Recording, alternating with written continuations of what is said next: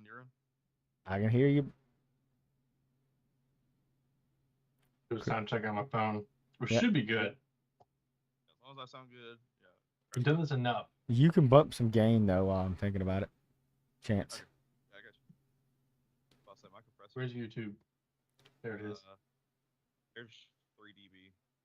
There you go. That's good. You're coming in better. Like I said, as you talk Four? more and actually, oh, you key. 4, 5. There you go. There you go. Five? Right there. Right there. Like 5. Perfect. Now that. Sorry for a little bit of the planning setups that we have to do from time to time. I can hear you. Loud and clear. Once again, I keep forgetting every time I do this. It is coming through on my phone. It's coming through on LinkedIn. I know that much because I just had to go and mute myself again. But the thing is, though, when we started doing this, I muted myself. I muted that whenever I started it with Chance. So I don't know why it unmuted, but it did. We are live. Welcome to Don't Call Me for IT Support 2.0. We are not your typical IT guys. Just the three of us. I'm Brad Medlin. Miss Touchberry. Chance Krasnicki. We are the three amigos that are just a couple of guys with the dream of helping some others better navigate the crazy world of workstations and other fun work technologies. Tonight, though, we are going to talk about some gaming topics. Because something near and dear to my heart officially launched this week, yesterday. The Switch 2, it's here. How does that affect some other things coming down the line? We're going to talk about that here in a few minutes. The top topic, though, so like I said, the episode is titled "Sweet Summer is About to Arrive," and I had to kind of go with that. Just thinking about it from you guys' perspective. I mean, obviously, summer solstice is coming up. I literally was talking earlier and told somebody, I was like, you know, it is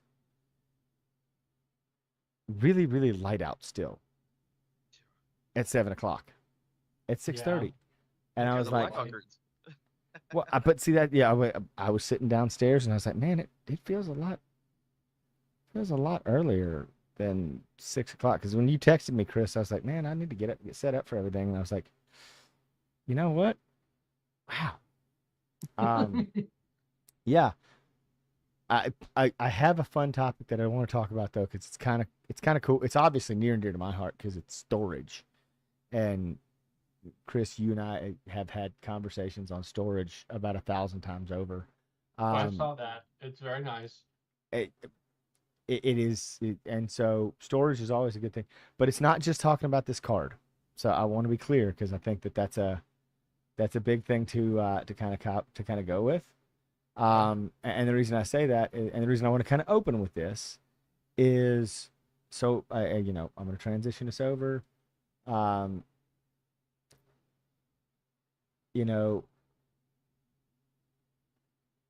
HBAs, which correct me if I'm wrong, stands for host bus adapter. Is that not correct, Chris? That's right. Can't see. Sometimes you need to know the term. What's an HBA? Just trying to make sure everybody is aware. But a host bus adapter, is what we're talking about here, is from High Point Technologies. And High Point's, I've owned different versions of them for different types of devices over the years. We can sit here and debate and talk about PCI Gen 4 to PCI Gen 5 to PCI Gen 3 and all those different topics up and down the slot. But the one thing that is important to me, and I think important to discuss in general about host bus adapters, is we now have Gen 5 ones out here, less than $1,000, which is, I mean, that's impressive enough. 50 gigabytes a second data transfer. All right. Makes sense. I'm going to say four this. Drives. Oh, yeah, with 4 drives, obviously. Let's make sure that's clearly stated. Got to be 4 drives in there. But I'm going to step back and say it. And I'm glad I've marked this as not being for kids because, damn. Like, damn. That's fast. Yes. No. I'm gonna drop it. That's fucking fast. Yeah. It really. I, and Chris, this goes back to our conversations of lore. Who the hell needs that kind of transfer speed? In a workstation. I mean, in a freaking gaming PC. That's what I'm saying. Gaming PC. If you're transferring from a Well, yeah, hang on a minute. This is not gonna fit. On Ryzen, this is totally Ryzen does not have the PCI lanes for this. Well, that's true. That's true. I mean, well, now does it No. bifurcate? Is this one of those cards that has a PCI switch built inside? That's something we ought to look at. Oh. Because remember, this is the one thing I love about High Point. High Point is very known for doing this. So guys, we're gonna break something down that's not normally talked about when it comes to host bus adapters, and this is one of the reasons I do love High Point. High Point cards can work on Core and Ryzen so long as you recognize that you're going to be limited to half the speed unless you have a built-in GPU, or you're working off your internal GPU, your iGPU. If you're working off iGPU, yeah, you can get all 16 lanes, but also you're probably not going to put it on Ryzen, because the other flip side to that is you only can get this on PCI Express 4.0 because you're usually using that 5.0 slot on your card, and usually your second PCI Express slot is X16 slot is X8, but it's still X8 Gen 4 because they're not paying for the lane travel that far on Core and Ryzen.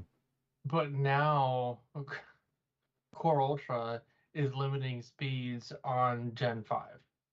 Which doesn't surprise me. I mean, once again, okay. And the whole reason I brought this up, okay, this goes back to the whole conversation of before. If you got a PCI Express 4.0, one of these things, you're rocking and rolling. Yeah, it's fine. Even if you put PCI Express, because here's the thing, if you put PCI Express 5.0 drives in it, you're finally going to meet the max theoretical potential of those 4.0 cards. Because like you said, you are limited. What's going to run to most, especially if you're using multi-drive setups, what's going to run to most of those setups isn't going to be 5.0, 1. And 2, a lot of times they drop under 4.0 if you go to the, is it QPI? I think it's QPI. DMI. Basically it's the old chipset links, where you're pulling off your chipsets, PCI Express, links. Sometimes you even get limited to like PCI Express 3.0 by 2. It is still faster by far than SATA. It's also still faster than any hard drive you could ever buy. But we're talking, I wonder what the power draw is. Oh, I can't remember. I mean, it's obviously, it doesn't look like it's got a power slot on it, so it's got to be less than 70 watts. Unless there's a card for the What the Gen 5 drive's trying to pull. Look at that. Nope, this already tells me. It's got a 48 lane PCI Express Gen 5 switch. Oh. Well, that changes the game. So that means that this will work in an X8 slot. Game hath changed. It has, so where's the 48 lane? God bless, that's so many PC. That's so many lanes. Lanes for days. It's and wait. Why? Let's back up here a second. What's a PCI Express switch for everybody so they can understand that? It's a controller. It is, but I want to go a little bit deeper for the folks that don't quite understand when they go, what does he mean? It's got a switch. Is that kind of like an Ethernet switch? No, it's not. No. So what that means, and these were used a lot back in the day. Yeah. Well, okay, I need to find my 295. I have a GTX 295, which is something that's similar to what ARC just released with their Pro cards, or what's coming out with the ARC Pro cards. We'll talk about that more in a minute. But old school dual GPU on a single card designs, so that you could get the maximum bandwidth needed whenever possible, would literally split the PCI Express lanes it'd be like X8, X8, but let's say one GPU needed more at one point in time. So it actually had what's called a PCI Express switch on board. And it's kind of like Jensen and NVIDIA's new NVLink switches and stuff like. It's basically a controller that says, okay, I've got 16 lanes. I've got 48 lanes worth of devices over here, which is what this one is. I got 48 lanes worth of devices, which is, it's not quite 4 full fat 16x lane. It's a little over 3. Actually, it is 3. It's 3 full fat X16 lane adapters. And it's saying I can, much like a Ethernet switch or a fiber switch, I can dedicate, I've got, and I'm going to use round numbers, I've got 50 gigabytes of bandwidth coming in via PCI Express 5.0.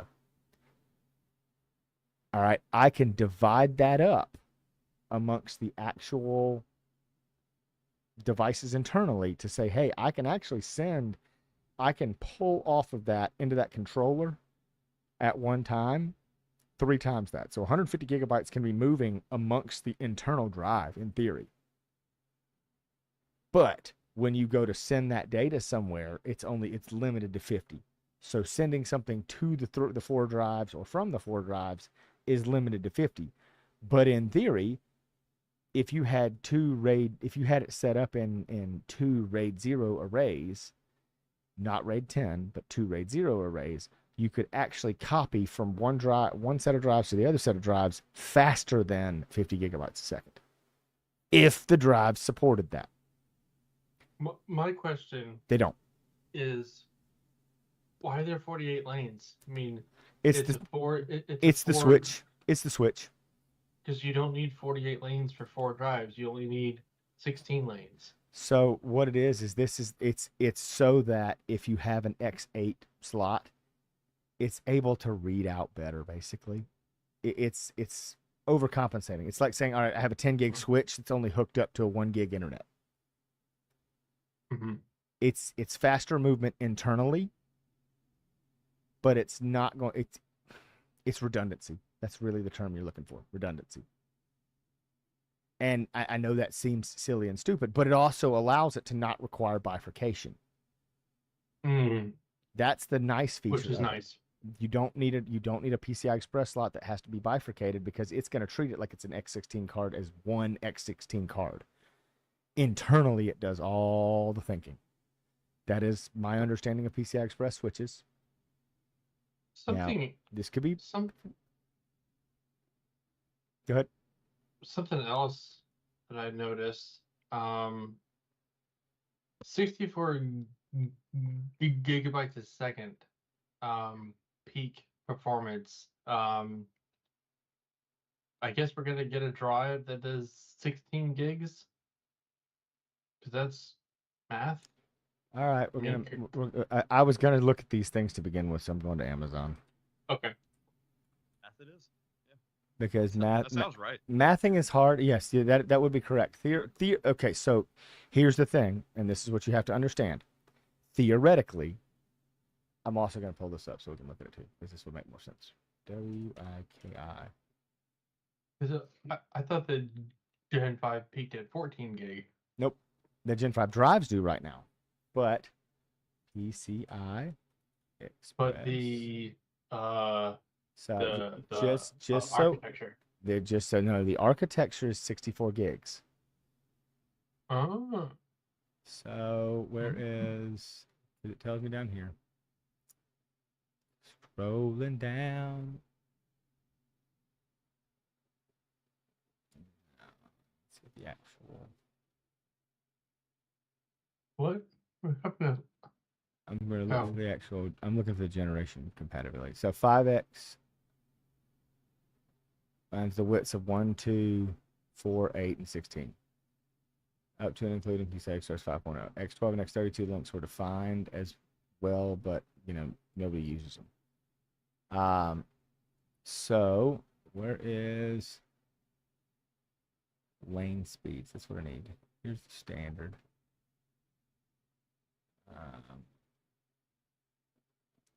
The pin out. I need Transfer speed. And it will tell me usually that's slot power, that's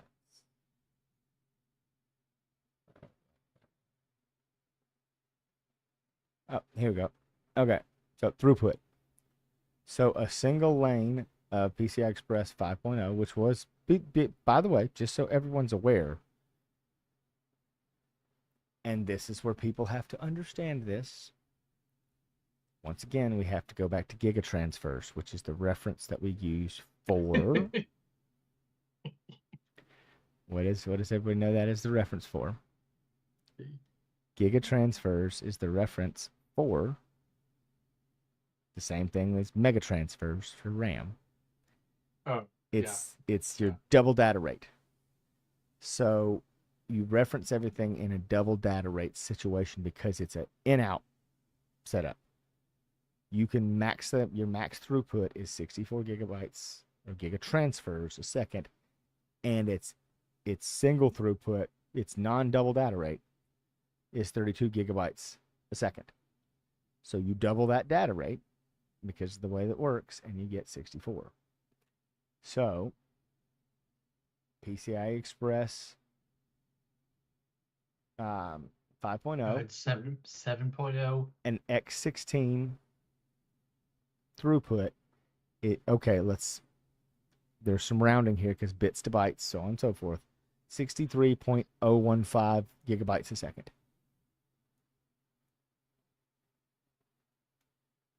All right. Next generation, which is going to be 6.0, which has already been penned, released, and done. Because keep in mind, 5.0 released in 2019. Really? Mm-hmm. The standard released in 2019. It just takes 5 years for it to get into. Well, no. So we had PCI Express 5.0 drives in 2023. We did have them in 2023. There was a few.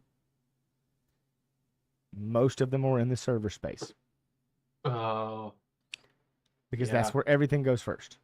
Yeah. Then and because you also forget. So what's the term? You have to get the hardware that can utilize it there before you can actually put something in it. Mm-hmm. That's why older PCI Express drives, for example, like your older. That's why your graphics cards didn't until this generation didn't come with PCI Express 5.0, because while yes they can be backwards compatible, you don't know. That kind of future proofing doesn't make sense. It's hard to test something and test its theoretical throughput in something that doesn't have that availability. And like I said, so 2022, PCI Express 6.0 has been out for 3 years now, guys. Almost 2.5. Yeah, isn't 6.0 being used in networking? It is one of the pieces that's a part of that PCI Express switching for AI. It's already getting utilized, but it's not the same as other stuff. But every generation, just in case you're wondering, is doubling. And how they get to doing that doubling. That's what the working group does, is they determine how can we get this to actually, what signaling has to be done, how do we get that signaling to work, so on and so forth, that kind of thing.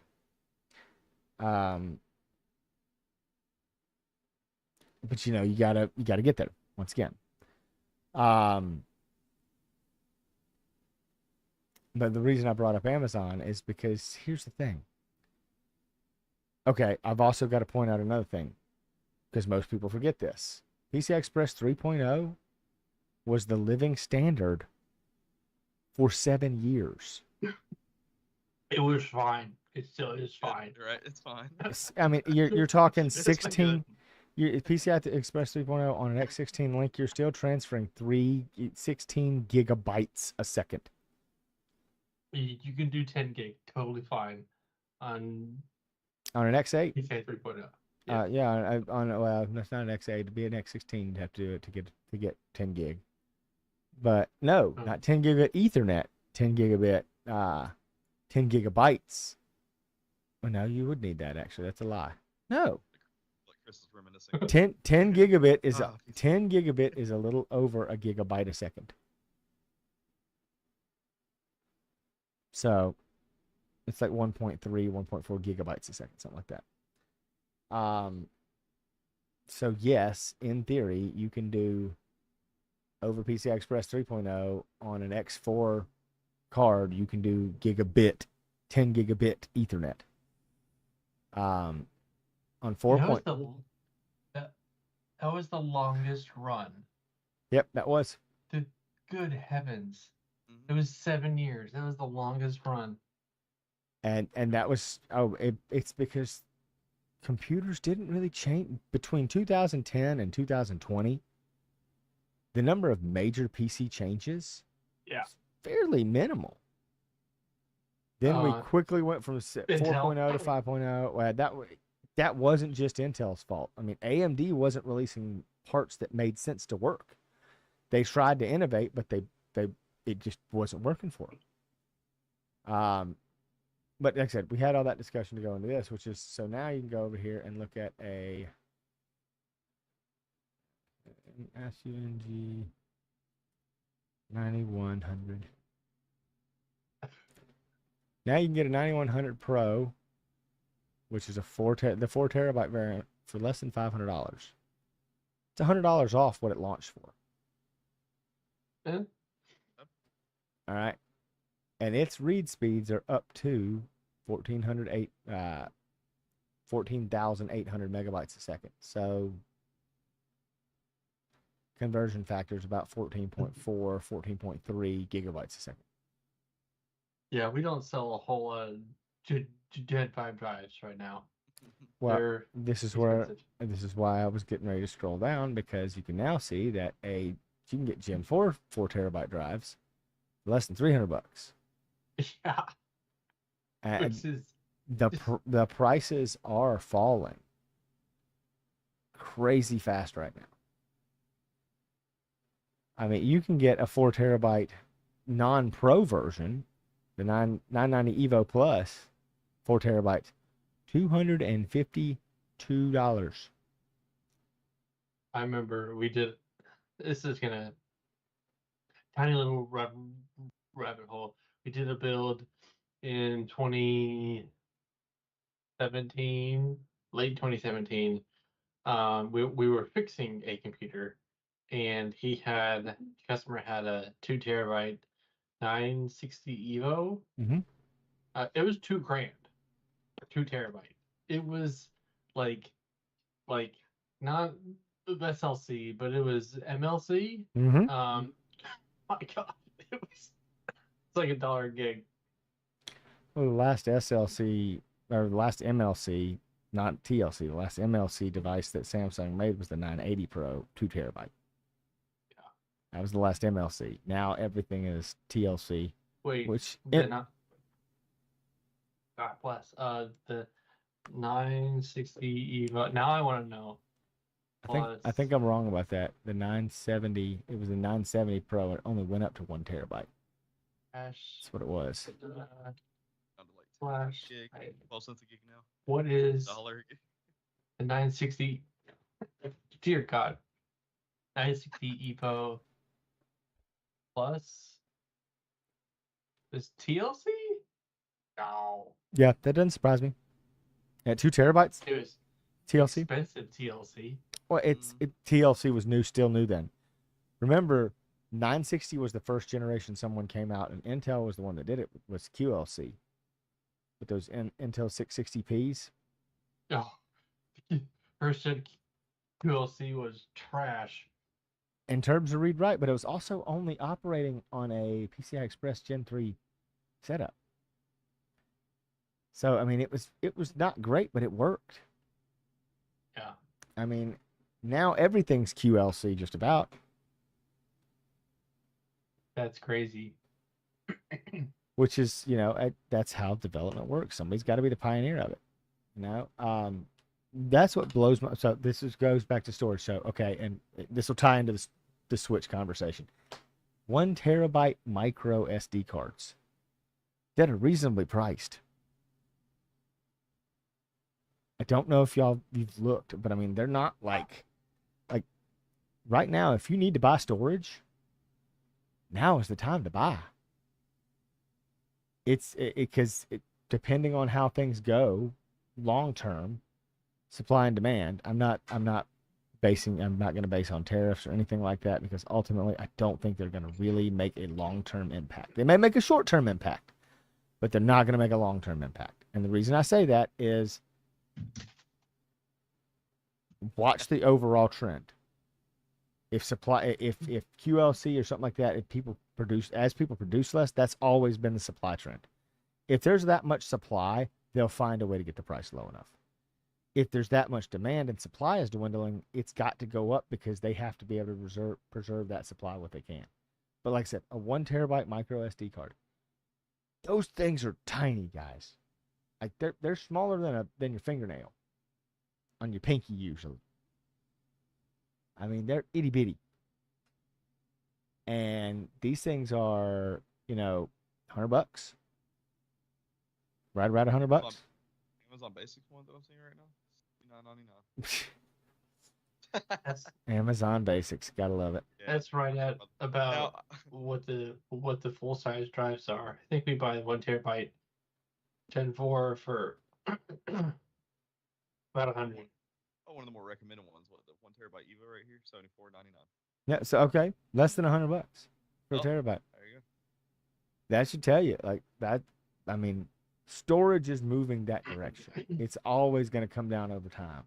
I mean, it just has to. Except hard drives. Well, I was getting to say we've gotten to the point where now you've got, especially with enterprise. So they're that way in enterprise, but I would put money by. Okay, let's see.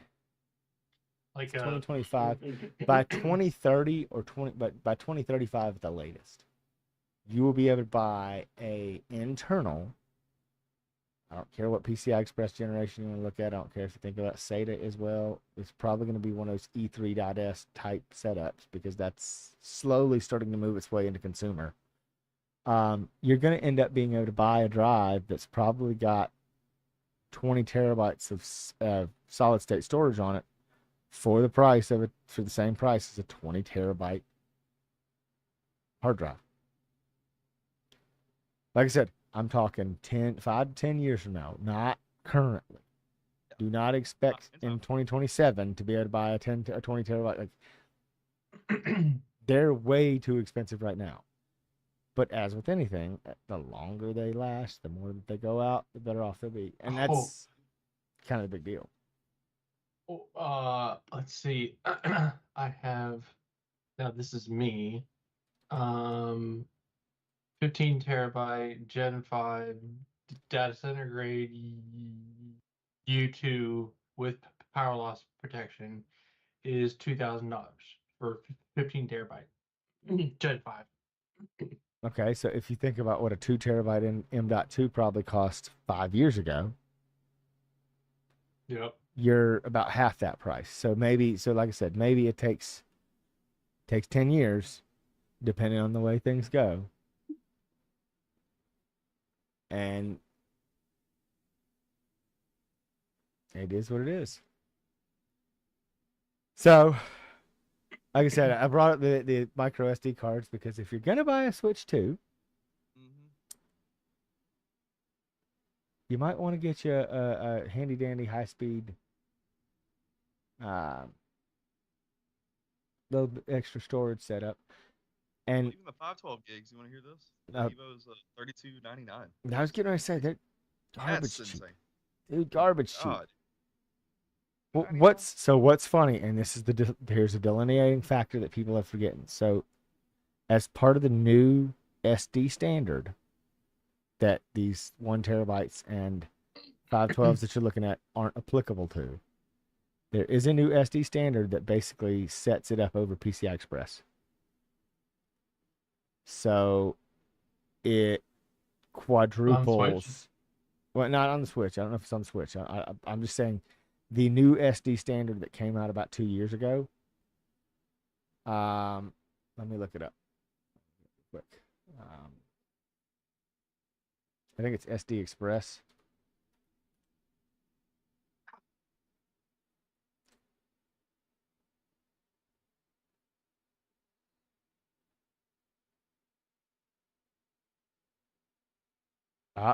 So here you go. The Switch does not support a standard micro SD. It has to be SD Express. 256 gigabyte SD Express card is $60 at Amazon. So it's more expensive, but once again, it's utilizing the PCI Express bus, so it's faster storage. Man, I remember in do one of them. I remember in what 2014. Yep. I think I bought a 240 gig 840 Evo SATA SSD, 240 gig for $240. So you guys know what the standard SD card read write is, right? No. It's usually write of about 90 to 100 max. A lot of times it's 30 if it's the older generation. And it's Okay. read anywhere between 100 to 200. Okay. SD Express is 900 up down. Almost a gigabyte. That's telling you what the technology, how the technology has changed. So just be aware. There is a slight difference. It is coming. But I mean, that should kind of give you a bit of a helpful understanding there. I mean, so and the purpose of this conversation, the reason I brought us here was the Switch 2 it's big. It combats the one problem that is still out there to this day, which is the price of a handheld. Yeah. Chance, you and I had our lovely PSP and PS Vita conversation the other day. I kind of want to draw it back on that a little bit. So just kind of think about it this way. The PSP was basically just ahead of its time. I mean, it did things and was had battery life and ran and did well way before the market was ready for it. The Switch comes out and it's like, okay, people still try to use it as a console, and a lot of people still use it as a console, but now all of a sudden it's a console that people can take with them. You can play Mario Kart on the road. You can play, general games on the road. I mean, I don't know. I mean, I think I'd heard rumors that we might actually see Call of Duty come to the Switch 2. As part of Microsoft's, opening it up to whatnot. I mean, it's a much better processor now. It's still an ARM processor, but it is what it is. But so you've got the Switch 2, you've got all these Windows handhelds, and Windows is now announced, hey, we're going to basically start working on our own version of Windows that's, to be competitive for handhelds. They're going to do what every Windows user has asked Windows to do for the past, I don't know, 8 years since Windows 7.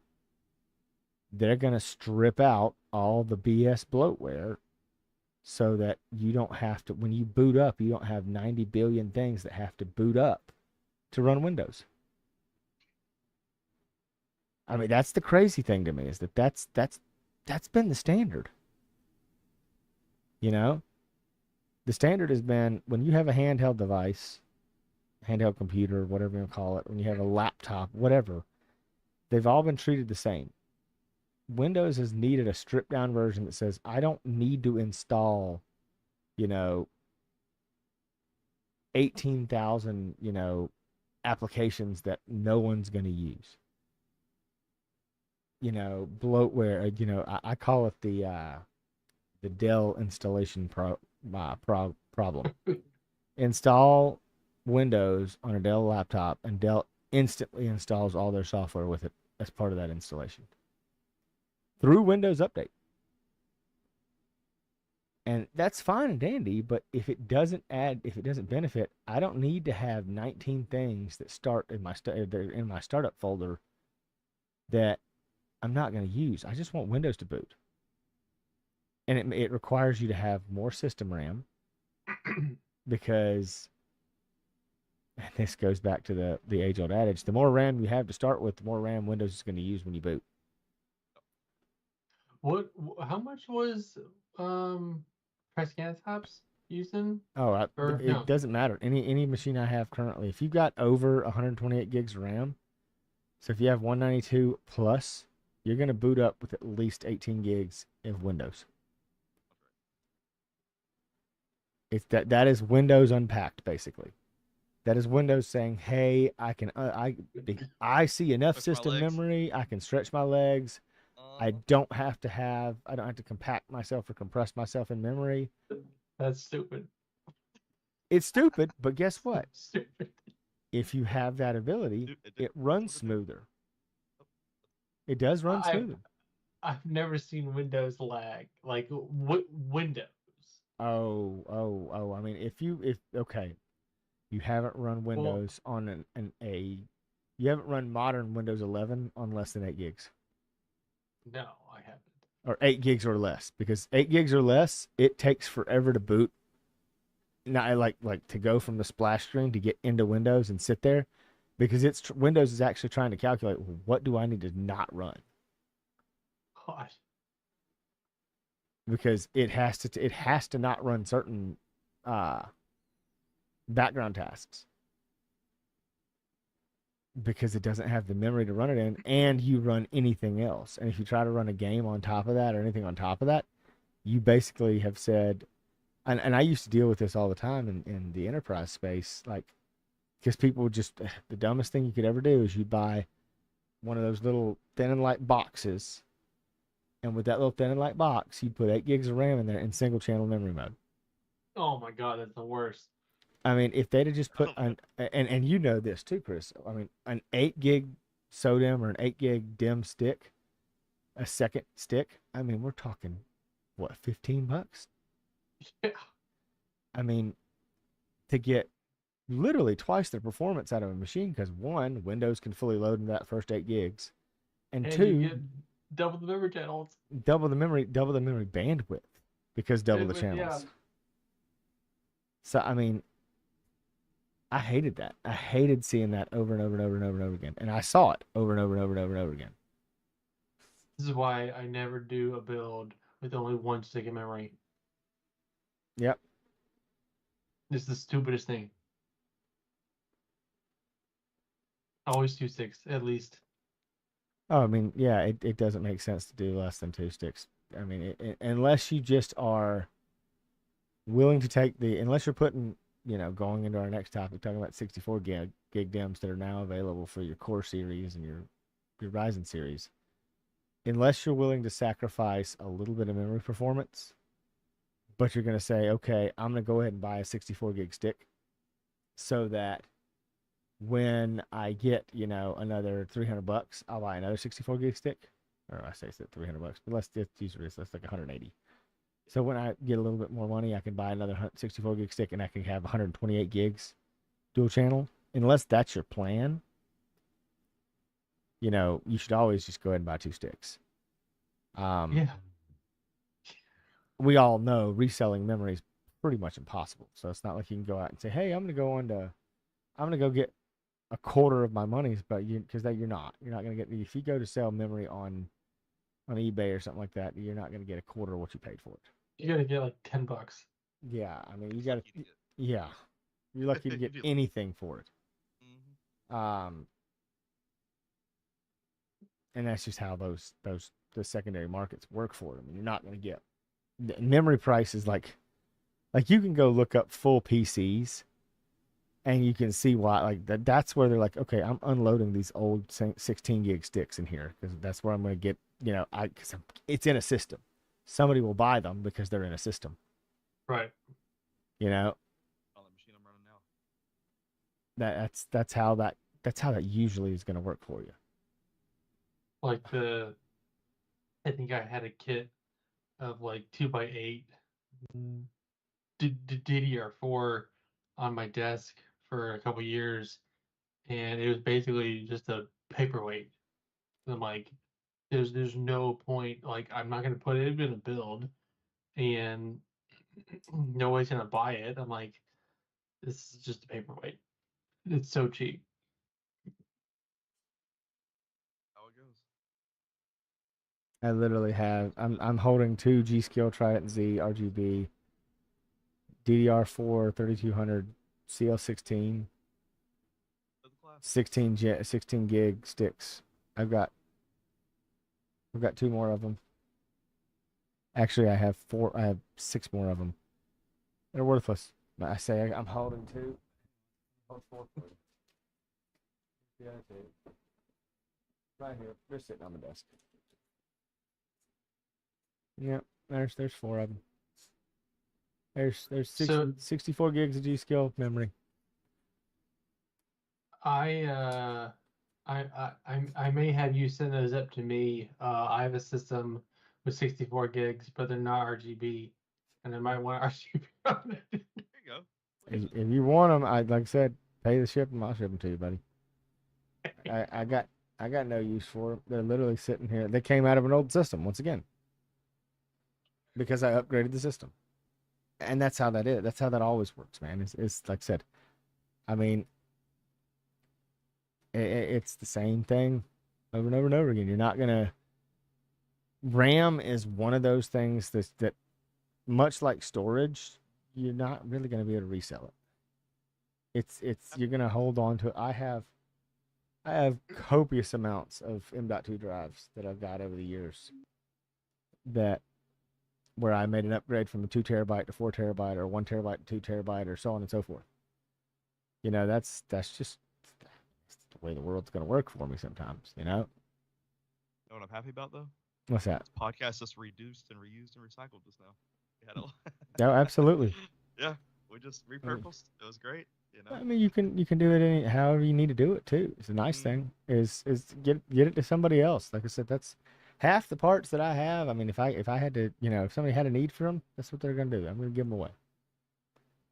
There's certain pieces and parts and components and whatnot that I might try to turn around and sell in the long term, but that's just how that world works sometimes. Very few. For a legacy build somewhere. Yeah, very very few things. But I mean, once again, the upgrades. That's where it goes back to that conversation of like when you buy it, you put a 16 gig, you put two 32 gig sticks in there. Well, if you're gonna do 64, if you know you're gonna make the upgrade, I can understand making it initially and not having that transition. What is your long term goal, basically, right? That's kind of how I look at that. Which kind of gets back into the conversation you and I were having, Chris, which is like now you got these 64 gig DIMMs out. Well, now you don't. Now they're finally putting heat spreaders on them. Yeah. So Crucial had the heat spreader option first, but it was hard to get.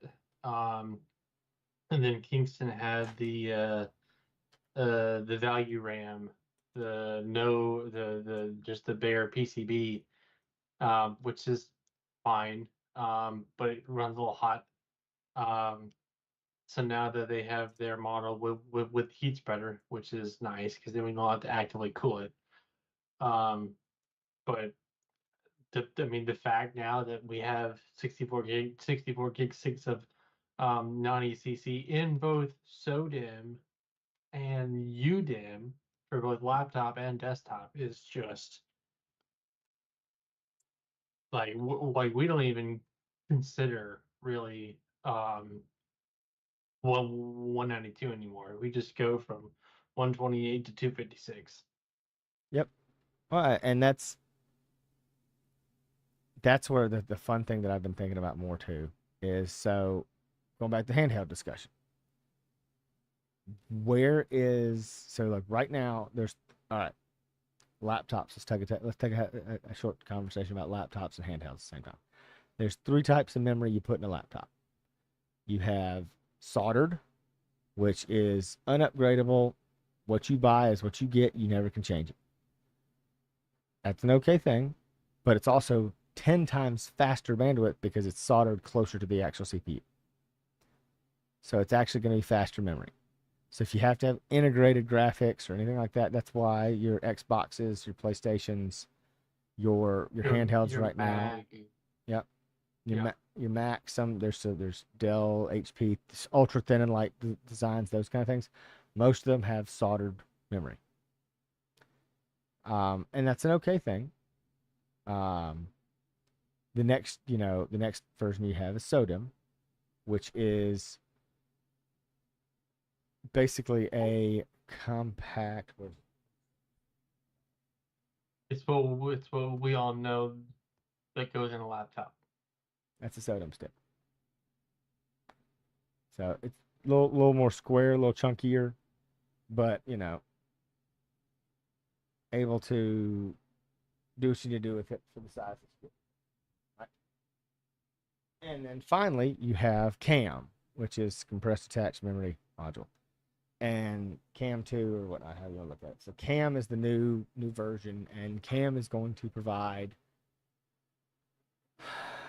There's some performance benefits. Where the performance really is that it's finally going to allow you to be faster.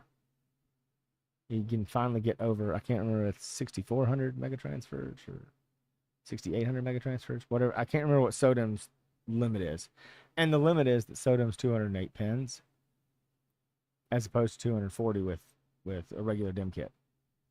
There's more pin channels, so there's with 240 DIMM, 240 And pin CAM DIMM. is Yeah. what? CAM is still 208, but it is built differently.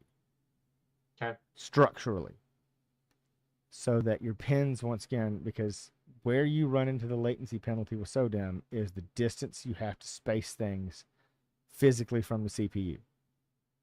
CAM is like a bridge between soldered and SODIMM. Will it Makes sense. truly bridge the gap? No. It won't quite get to the memory speeds you can get on soldered memory, but it will get much further down the line. It will be okay for the DDR6 and DDR7 standards when we get to them, which they're coming. They're coming. Ultimately, though, but We're gonna see a 20,000 megahertz RAM. you will. It's down line. With a latency of 100. No, it'll probably be in the upper 60s. But the bandwidth will be so much faster that 60 ms latency won't be. It'll basically feel like it's 20 cast latency 20 kind of thing. Also, I believe DDR6, I believe DDR5 and 6. The reason that it's taking so long to get latencies down on DDR5 is they're dealing with PAM4 signaling, which is a new signaling process. Yeah. We talked about that a while back. We did. And so with a new signaling process, just like anything else, it takes time to develop it, takes time to build it out, takes time to get it to a manageable structure for them.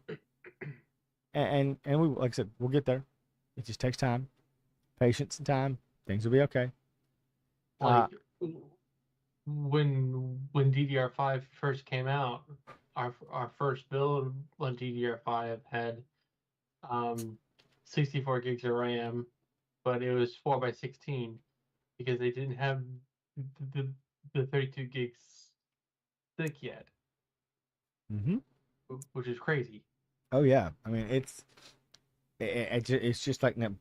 But once again, okay? So the maximum DDR4 stick was 32 gigs. Yes.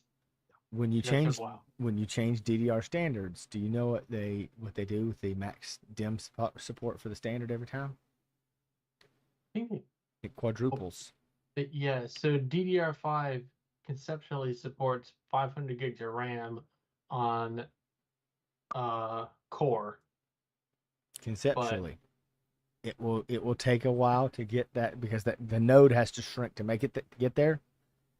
But by the time DDR6 starts coming out, you will have DDR5 128 gig DIMMs of non-ECC. of non ECC. You'll have non ECC UDIMM. Let's rephrase UDIMM, ECC or non ECC. Which better not cost a freaking $1,000. Eh, Like when it launches, you bet your bottom dollar it's gonna be expensive. But within 6 months, because the quick availability, the first ones to come out are always so expensive. They are. I remember the 4x30 or the 8x32 kits that I bought that were $2,500 when I bought them. The first ones on DDR4 that were UDIMM. Now you can get the same 4x32 kit or 8x32 kit for like $700-800 of just anything normal. And now you can buy 64 gig DIMMs, like we said, and you can do it with less. You can do it with less physical DIMMs. That's what are you doing? He's rocking the little the Nerfage. He's rocking the Nerfage guns. But like I said, whoever comes in the house, they get like they also get a gun, like they get the Nerf gun, and if it's on from there. If anybody steps in, it's a Nerf war. They choose to get the gun. If they don't, I'm still fair to blast them, It's a Nerf war always. It's always a Nerf in war. my place,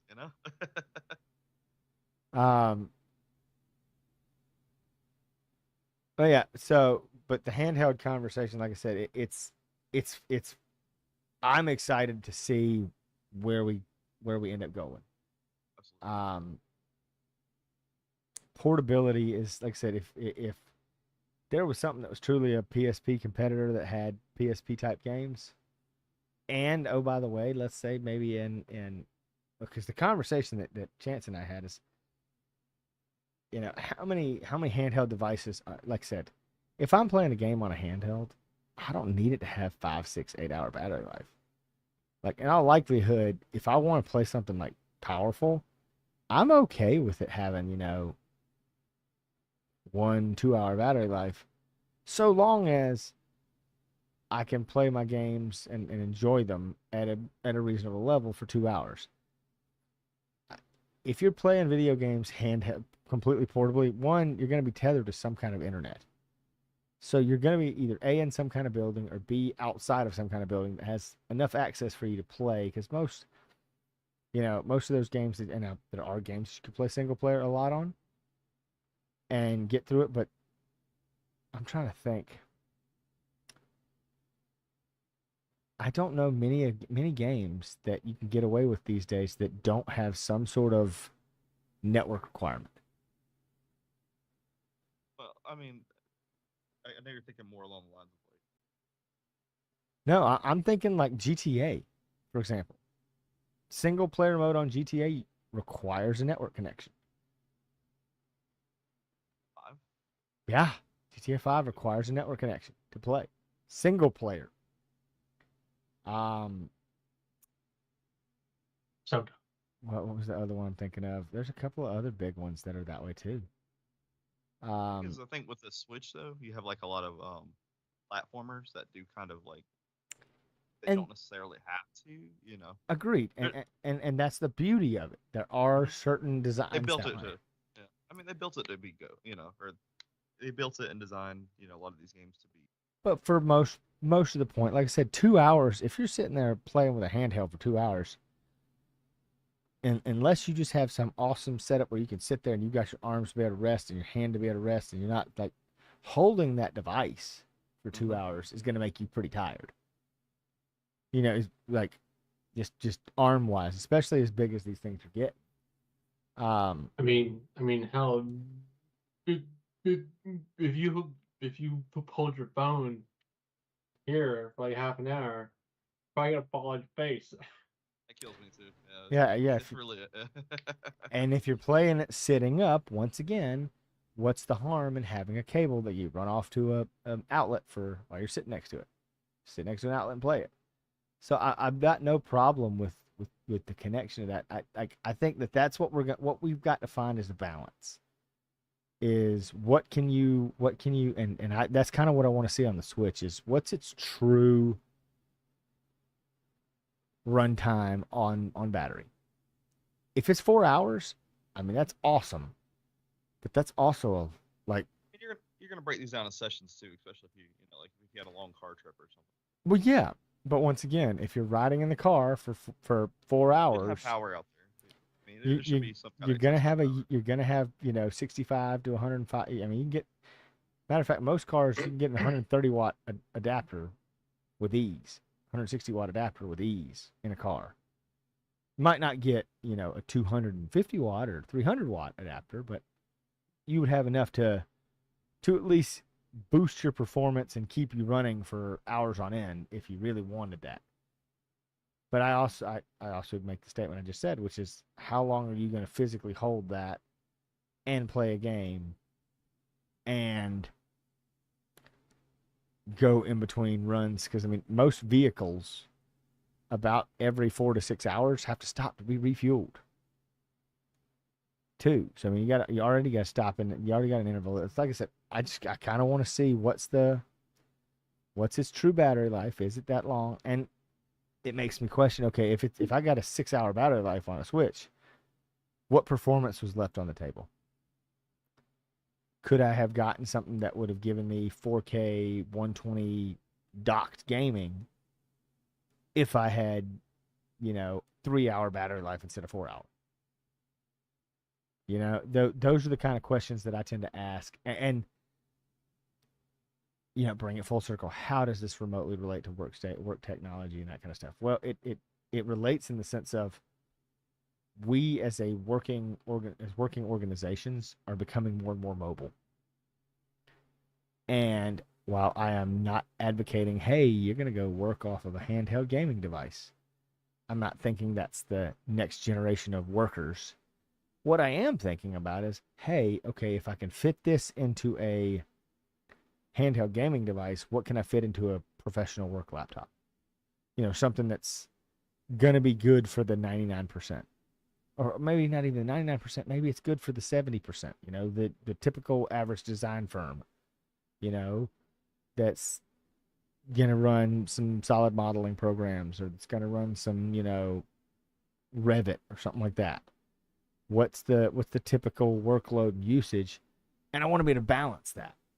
And so as someone thinking long-term, thinking out future-based, we've already talked about storage, and we know storage is going to get better, and we've already got 1 terabyte micro SD cards, and now there are 1 terabyte SD Express cards.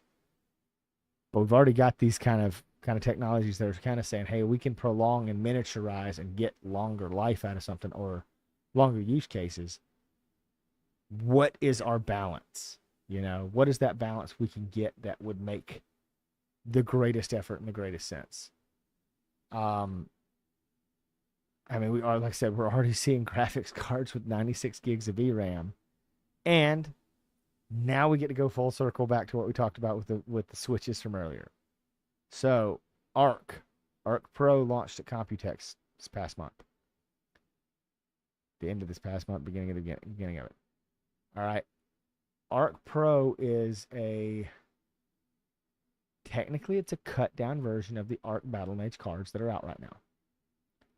There's a new rumor swirling that we might see a bigger, fatter version of Battle Mage with like a 770 type card.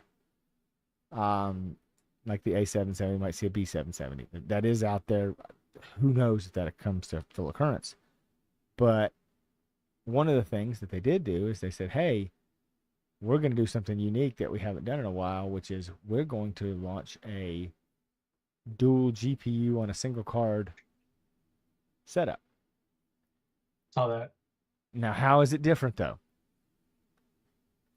This is that unique thing we're talking about. We're talking about the switches, the PCI Express switches. It does not have a PCI Express switch, so it requires the PCI Express slot to be bifurcated.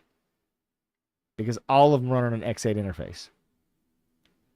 But it also has 2 direct outs. So it's got two outputs for each chipset. An HDMI and a display port. It's a weird setup, man. It looks cool. If I can find a way to get my hands on one, I'm going to. Because it's also now, because they come with 24 gigs of VRAM on the B60 card. Now, because it's a dual B60, it's 48 gigs of VRAM. And it does communicate over the PCI Express bus, much like doing software NVLink, much like, your Ada Lovelace cards do. Like, they communicate over PCI Express.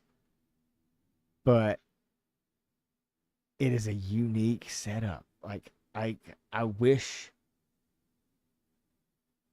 would love to see that kind of a comeback from NVIDIA or even AMD. AMD's got some really cool designs for their, like, they got the 9070 and whatnot. They're not that big of a GPU, but I know everybody sits back and goes, well, NVLink or SLI, however you want to look at it, scalable link interface, they're not viable long term. But I tend to disagree in the professional space. Sure, gaming, Pointless. It's not going to really benefit you. The only place it benefits you is if you have a VRAM intensive game or something like that where you could share VRAM. Great. But I mean, we talk about AI, we talk about, technologies that are up and coming. AI could truly benefit from multi-chip on a PCB designs because it's one less heatsink you have to buy. Sure, you got to run the fans a little harder to make sure you cool everything. But if you're wanting to go with, imagine a card that had 4 B60s on it and used a PCI Express switch on it. And you'd have this. So if NVIDIA brought a multi-chip card back, they'd have to get the power under control. We say that, but here's the thing. AI, most working applications don't need the 600-watt card. 300 watts is fine. I dare to say that if they took out another 15% performance, they probably could do it on 200 watts. Right. And then if you're having 2 of those, then you have 400 watts, which, I mean, we can cool. 400 watts makes sense to me, though, for a dual chip card. Even 500 watts, even if you do 250. 500 watts makes sense for a dual chip card, though, because you can cool that fairly easily. With Big Fat Boy. Well, it's a fat boy. It's gonna be a little taller. I mean, even the Ada, or not the Ada, the Blackwell 6000. That's the full 600 watt card. It's still a dual slot card. It's just taller. Mm-hmm. But I mean, so think about it. You could do it with the proper cooler. You could do it. And I mean, even if you cut them down, because I mean, think about it from a VM perspective. Cut it down and put 4 70-watt Blackwell 4000s. And then you can do it with a 300-watt cooler because you're 280 watts, so you can do it with a blower cooler at that point. You've got, what's the Blackwell 6000's got, what, 24 gigs of VRAM now? So 4 times 24 is 48.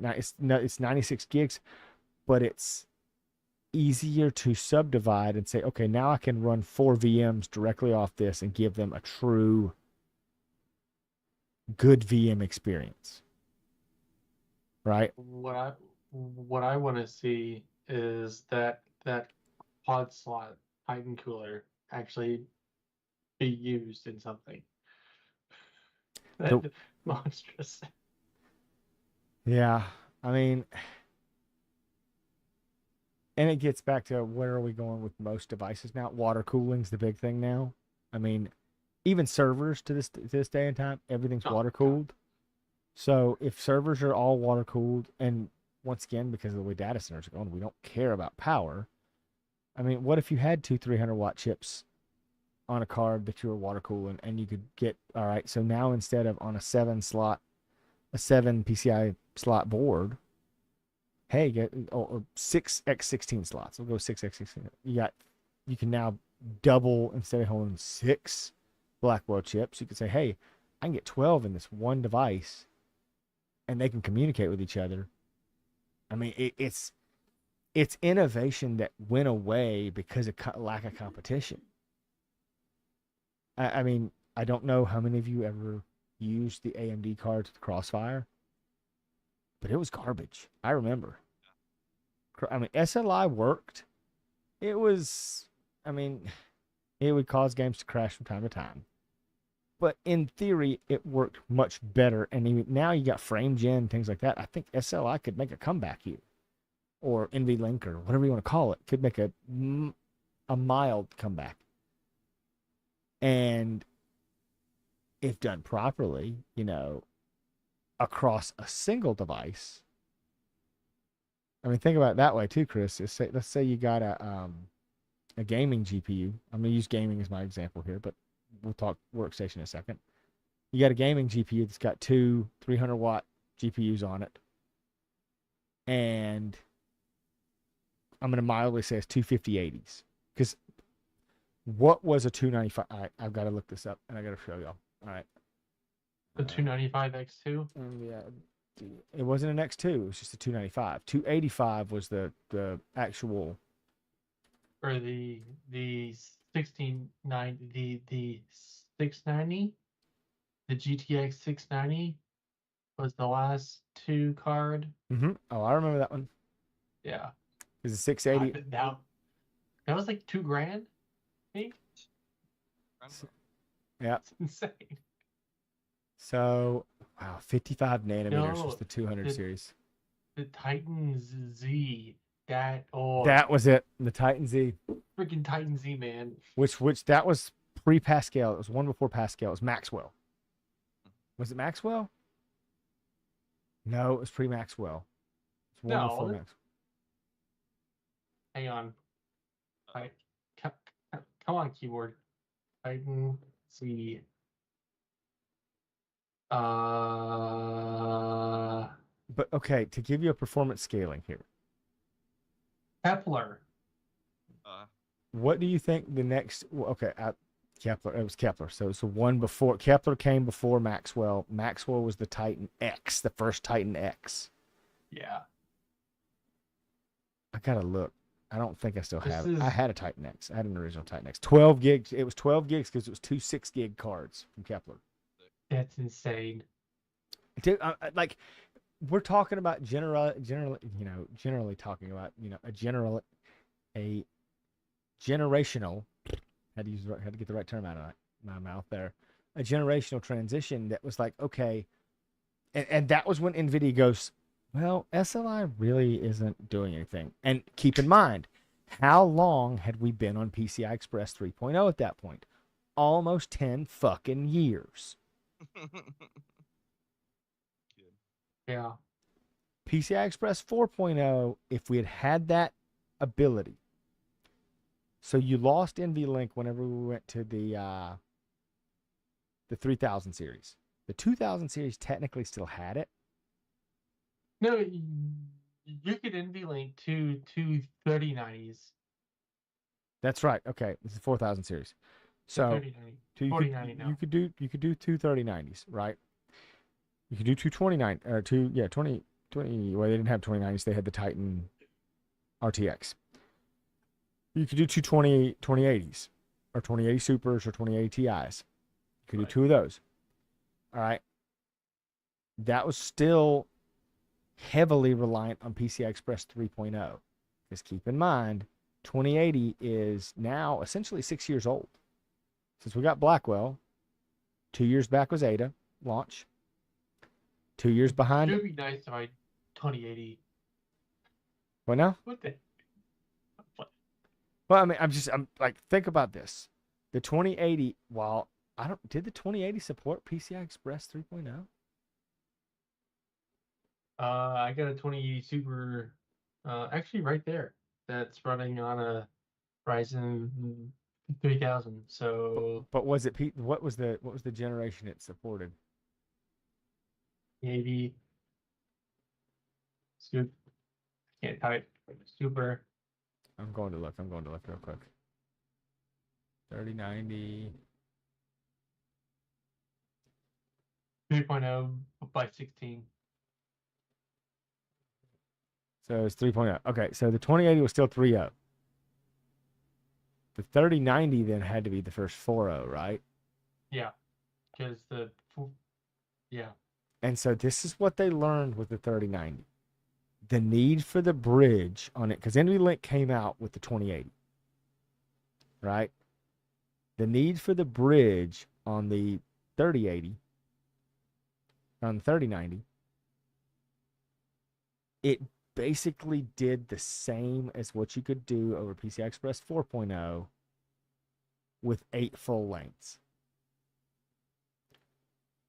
So it gets back to the feeder part of the card. All right, PCI Express 4.0 is, because we were just looking at this, PCI Express 4.0 is 32 gigabytes a second.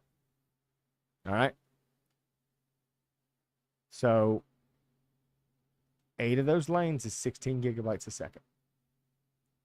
Graphics cards don't need that much more than 16 gigs a second. They don't need that much more. I'm saying 20, 24 is fine. But if you've got 10 gigabytes a second, that's 100 gigabit, right? You got 10 gigabytes a second of throughput between lanes here. You don't really need a bridge. Now, where is that a problem? And why? This is why they got rid of it on consumer cards.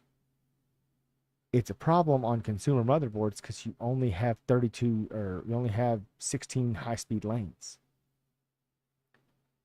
So the second you put that second card in, you don't have 8 available lanes, 8 plus available lanes to do anything with. Right? Doing some quick math for everybody here. With 8 lanes not available to you, that's right. It's math. I'm telling you, I was told there would be no math, but that is the wrong statement for me. 8 lanes coming across here now. That is more than enough on PCI Express 4.0 to do that memory sharing, a little bit of computational load. But we lost that with we lost that with motherboard support. Because we lost what I call the mainstream workstation. We lost Core i9X, Core X. Core X. And regular Threadripper. Regular Threadripper.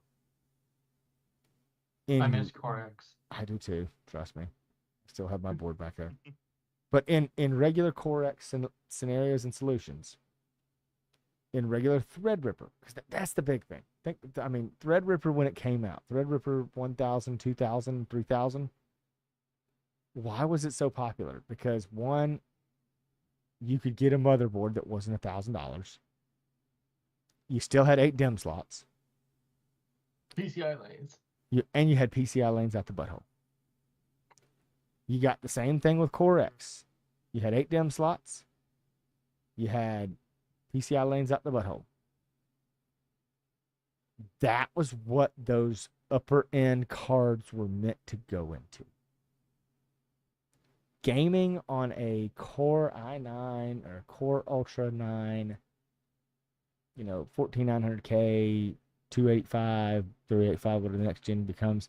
Gaming on those systems is great on a single card, and you have performance beyond what you could ever have. You have a lot of performance in the working world on those setups, right? The working world's great for them. But if you're going to do high-end computational, if you're going to do heavy modeling packages, and when I say modeling packages, I mean like modeling packages with heavy modeling workflows, like large multi-thousand, 10,000 part loads, reality capture workflows, things like that, AI workflows, you know, digital twinning, all that happy jazz. When you get into those heavy duty workflows, NVLink still makes sense. And I mean, think about it. Now that you've got, like, here's what blows my mind too.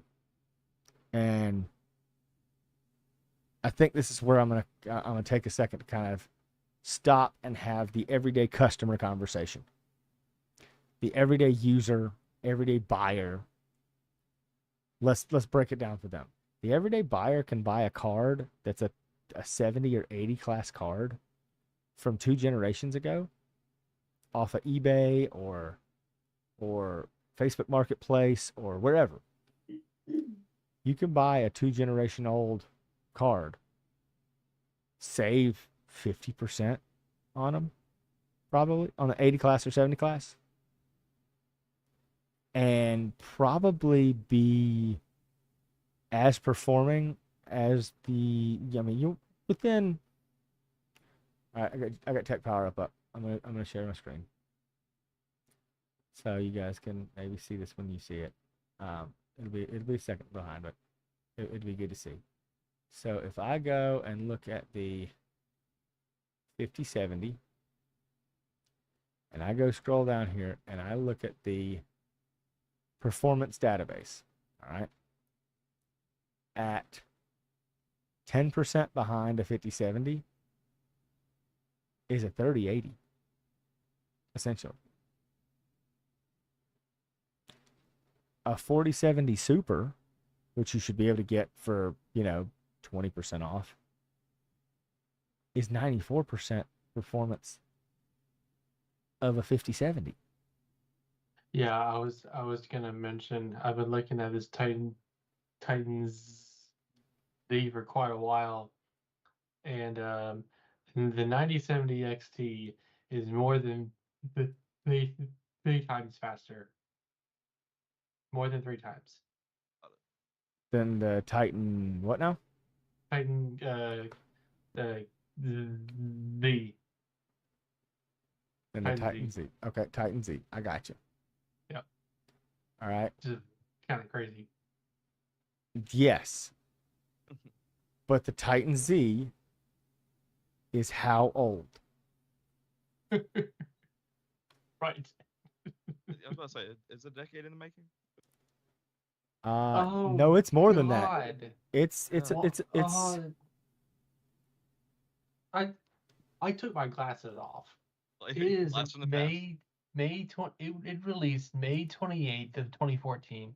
Uh-huh. Man, the first Titan X, the Maxwell based Titan X, Blast from the past, I miss Titan. Which is, the Titan X Pascal, which is the first one which is the one I had after the Maxwell. The Titan X Pascal.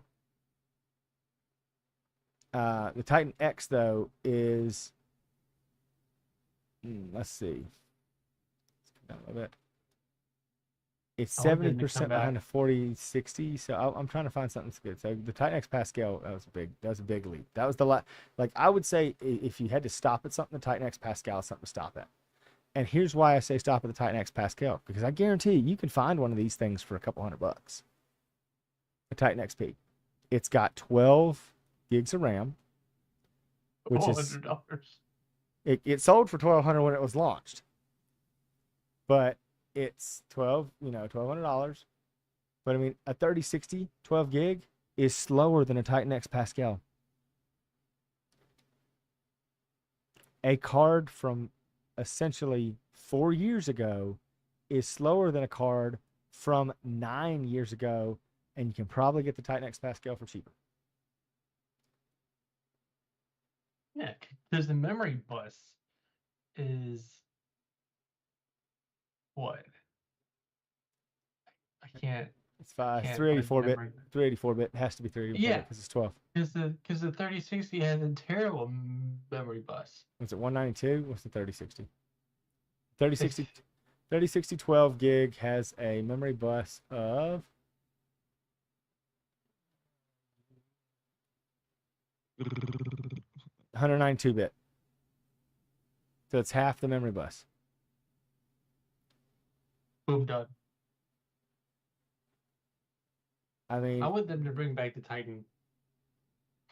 well, I don't. the 3090 needs to go. The 90 series needs to go away, realistically, because the Titan is I mean, it's a prosumer card. Like, the 30. Okay, here's what's sad. 3060 12 gig is less than a 4090 was 4 times faster.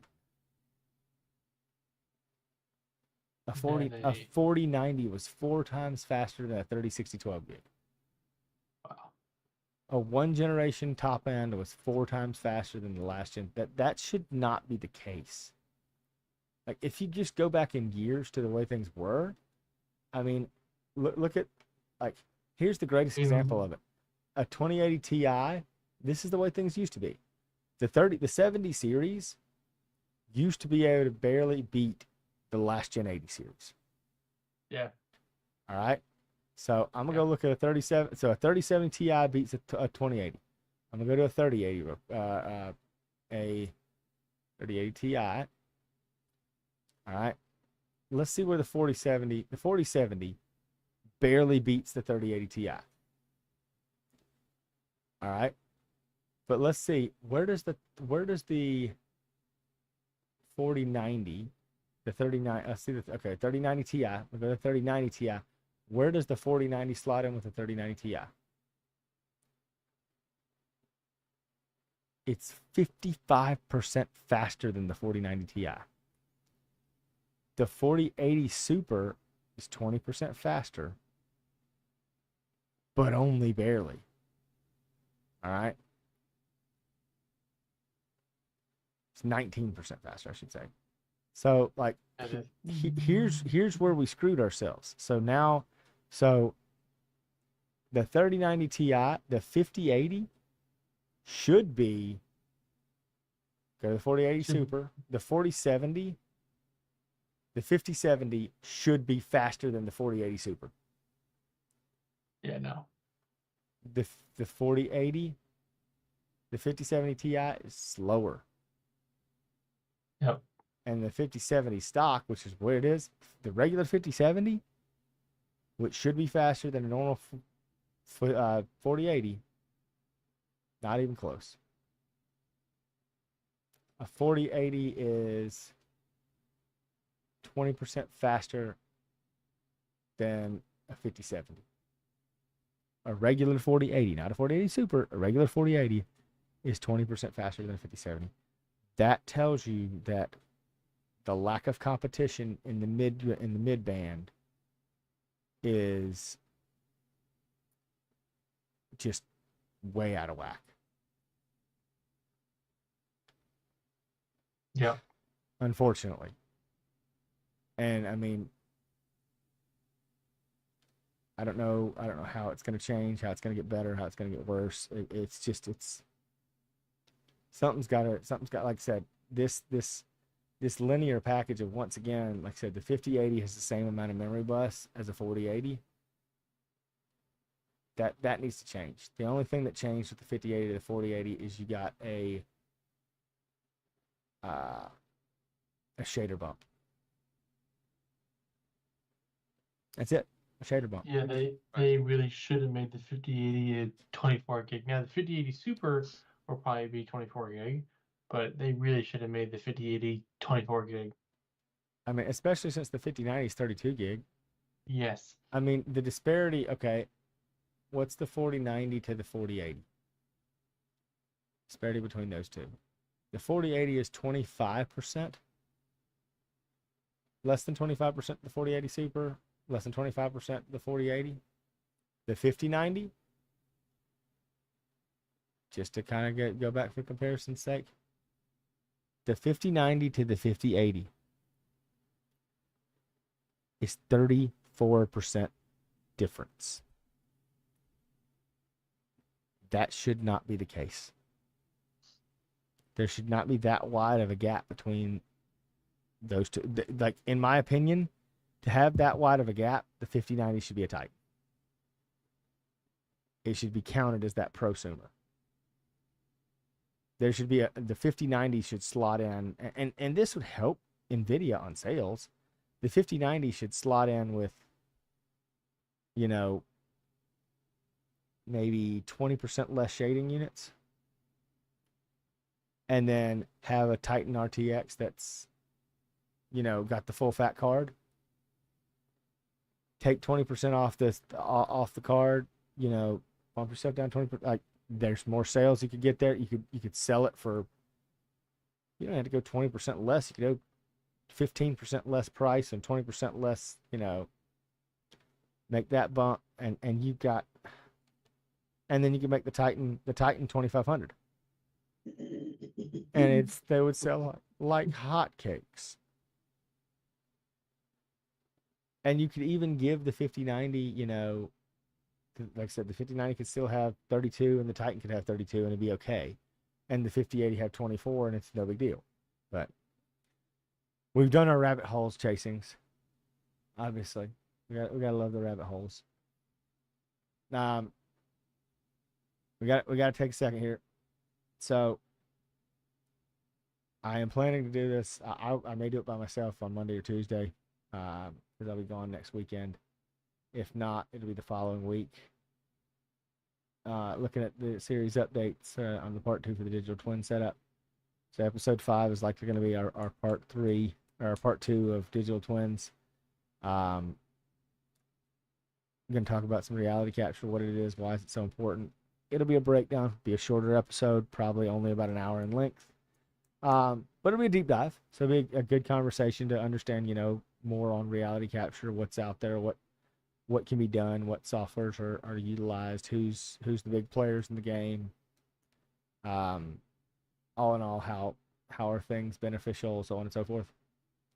A nice, unique diving into what's out there, and like I said, good conversation. We still got some stuff I got to work out with you, Chance, to get you set up to maybe do an episode and run off if you want to run it by yourself, or if you and I run it, or you and Chris run the conversation on some financial apps. Kind of line that up. Maybe try to get that done in the month of June.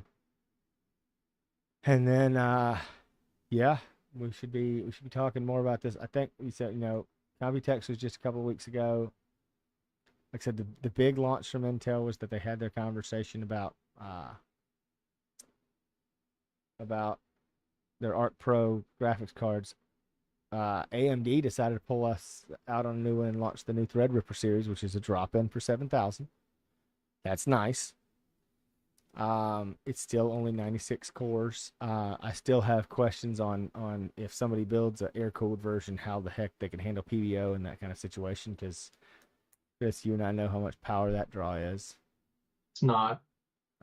It's not manageable, and not without being in a server rack with, you know, tons of cooling in front of it. And then, you know, obviously behind that, you know, we've got some other cool things that came out. I mean, like I said, NVIDIA really hasn't made a whole lot of announcements about what news out there. They haven't brought anything down the pipeline. I know that the Blackwell cards are starting to finally get full availability to people, channel availability. So that's a good thing. We ought to see those come out more and more. Obviously Blackwell has a lot of performance gains just because it is so many, like it's a big upping of the shader units. Versus, you know, Ada Lovelace and the memory bus up. Anytime you up the memory bus that much, I mean, once again, memory bandwidth and memory capacity are always going to be a huge thing to battle with. And so the more that we get, the better off things will be, especially in the workstation space. But unless you guys have something y'all want to add, I'll leave it at y'all. I don't know what y'all have been looking at and tracking. No, I think I'm pretty good. Chance, you've been tracking anything fun you want to talk about? Nothing at the moment that I'm sure we'll get together, come the next, cast or something like that. And we'll yeah, I want to write it. I'll probably write up a few topics and stuff like that. Well, good. There. We want the contributions to be even Steven. Oh, there you go. Yeah. I tell you, as a topic that I'm getting ready to start looking into more, it's I want at some point in time, Chris, maybe this is something for you to take a look at for us, is low cost switches that are not 1 gig. Maybe we do a little deep dive and discussion about switches out there and what's available. Yeah. So everybody kind of keep an eye out on some of those. We might see a topic about networking and stuff like that in the future. But if that is the case, a little late for where we went, but we started a little late, so all good on that front. I'll say it this way. I'm Brad Medlin. Chris Touchberry. I'm Chance Krasnicki. Well, you guys have a great time, and just remember, don't call me for IT support.